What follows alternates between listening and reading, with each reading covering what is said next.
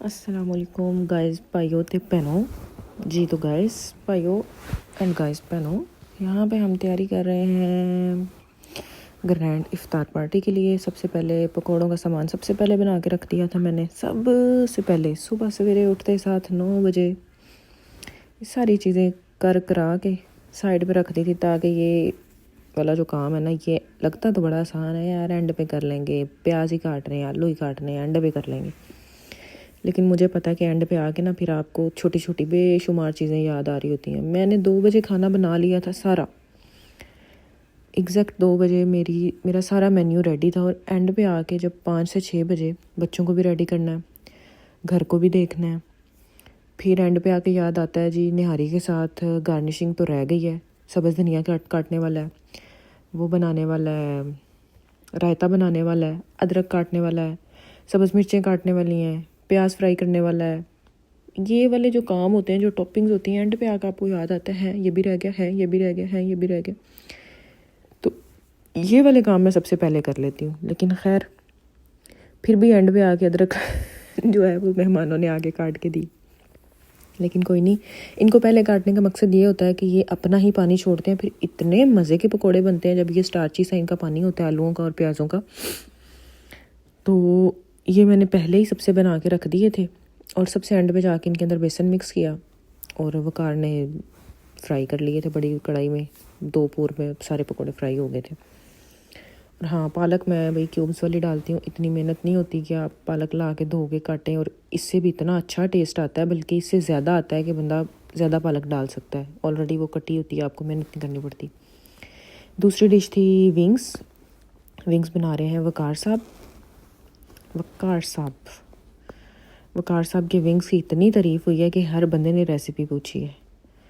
और पता नहीं रेसिपी क्या है, वैसे कैमरा मैंने लगा दिया था, मुझे ख़ुद नहीं पता कि इनकी चीज़ों की रेसिपी क्या होती है, क्योंकि मैं पूछना नहीं चाहती। अगर मैंने एक दफ़ा बना दी तो वो चीज़ भी फिर मेरे साथ आ जानी। पहले निहारी वकार बनाया करते थे बड़ी अच्छी, एक दफ़ा मैंने ट्राई की, उसके बाद वकार साहब कहते हैं नहीं मेरे तो निहारी के मसाले ही ख़राब हैं भाई, मेरे तो मसाले ही ख़राब है, निहारी तुम्हारी डिश है, निहारी तुमने बनानी।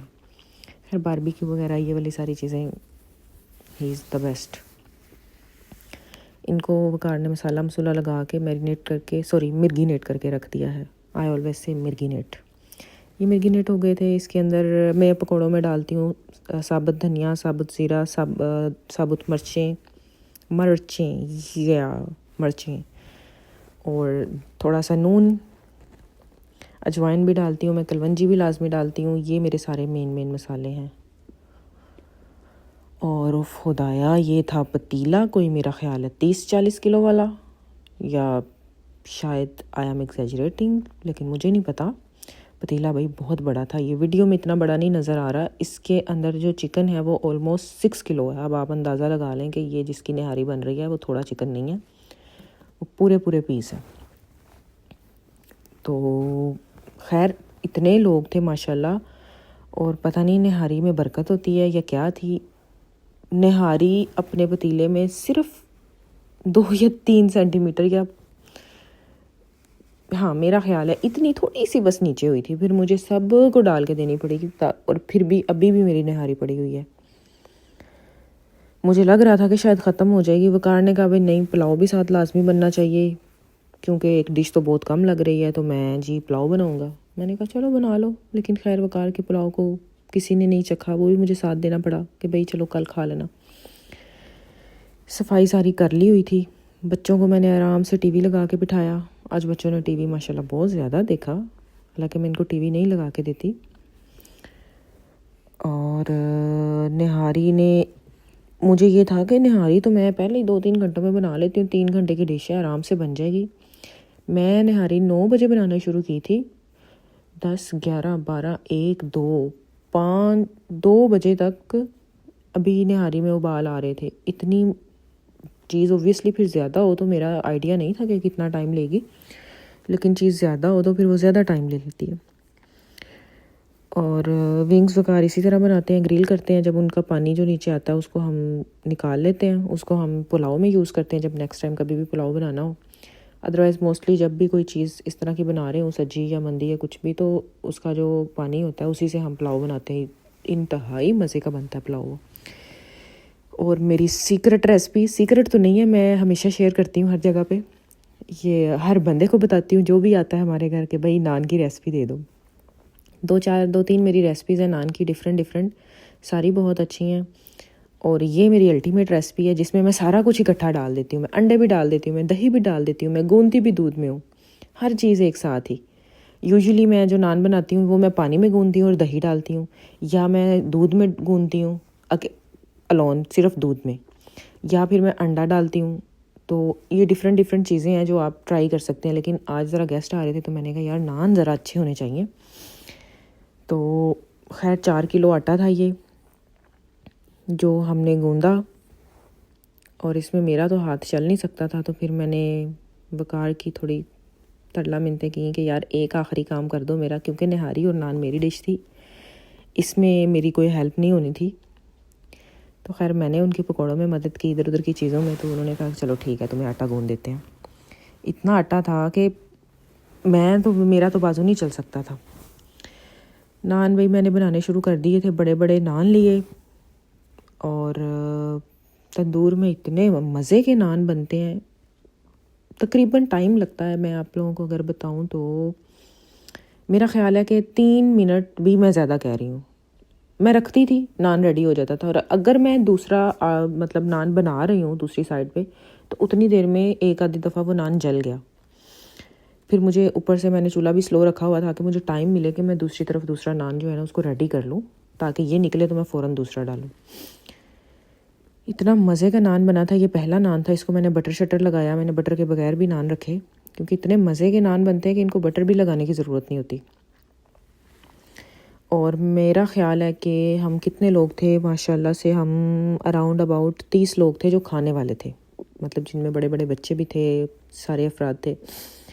तो मैंने बनाए थे 25 नान, हाँ 25 नान मैंने बनाए थे, और माशाल्लाह सारे नान ही ख़त्म। थोड़े बहुत बचे थे जो मैंने साथ दे दिए सबको, थोड़े बहुत से मुराद के मतलब शायद 2 या 3 नान बचे हों, उनके 4 पीसेस थे, तो मैंने 2 3 पीसेस सबको दे दिए। और भाई वकार पकौड़ों की तैयारी में मसरूफ़ है। इस टाइम पे 6 बज गए थे। हम लोगों ने थोड़ा काम तेज़ कर लिया था, क्योंकि मैंने जो नान थे वो सबसे एंड पे रखे हुए थे, और निहारी में जो एंड पे आटा मिक्स करना था वो भी मैंने सबसे एंड पे रखा हुआ था, ताकि ज़रा फ्रेश रहे निहारी, क्योंकि निहारी 3 बजे रेडी हो गई थी पड़ी हुई।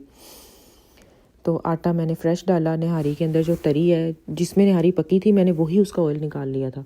यूजुअली मैं इजाफी ऑयल डालती हूँ, लेकिन इस दफ़ा नहीं मैंने डाला, क्योंकि वो फिर बहुत हैवी हो जाता है, और इतनी ऑयली चीज़ें मैंने तो बंद की हुई हैं वकार की। ये निहारी का मैंने ऑयल साइड पे निकाला हुआ है जिसमें ये पकी है, इसी को हम एंड पे गरम करके ऊपर एज अ गार्निशिंग यूज़ करेंगे, टेस्ट भी अच्छा हो जाएगा, और उसका अपना ही ऑयल होगा जिसमें ये चिकन फ्राई हुआ था। अदरवाइज़ उस निहारी में कोई ख़ास ऑयल नहीं है। नान हो गए थे रेडी, हर चीज़ रेडी थी। पिज़्ज़ा सबसे एंड पे किया था मैंने ग्रिल, और एंड पे बंदा ये सोचता है यार ये भी एंड पे करूँगा, ये भी हर चीज़ एंड पे होनी चाहिए, और फिर एंड पे इतना डिशेज़ ज़्यादा हूँ तो इतना मैसअप हो जाता है। अभी वकार मुझसे नाराज़ हो रहे थे, तुमने जी पुलाव पहले बनवा लिया, तुमने ये चीज़ पहले बनवा ली है, तुमने विंग्स पहले बनवा ली है। हर चीज़ अभी गर्म थी और फिर एंड पे ओवन में गर्म हो जाती है। पिज़्ज़ा भी एंड पे करते करते अब इफ्तार हो गया था, तो फिर पिज़्ज़ा मैंने बाहर निकाला था, बच्चे बेचारे वेट कर रहे थे सारे। ये जी अनबॉक्सिंग हो गई है हमारी निहारी की। हमारी प्यारी दोस्त रिदा नबील साहिबा निहारी निकाल रही थी, और ये जी मैंने साथ बनाई थी खजूरें। अब मेरी एडिटिंग इतनी बुरी है कि ये सारी चीज़ जो है ना ये एंड पे आ गई है। मुझे इस वीडियो को पहले सेलेक्ट करना चाहिए था, लेकिन चलो कोई नहीं, खैर है। यहाँ पे सारा कुछ रेडी था, रश पड़ चुका था, और बस जी हमने इंजॉय की, बहुत मज़े की इफ्तारी, बहुत मज़ा आया। थैंक यू फॉर वॉचिंग, और thank you everyone for coming. Nabeel भाई सबसे एंड पे आ रहे थे, क्योंकि इनको पता नहीं इनको क्या हाँ चलो खैर, लाइक शेयर सब्सक्राइब एंड क्या कहते हैं भूल गई मैं, चलो।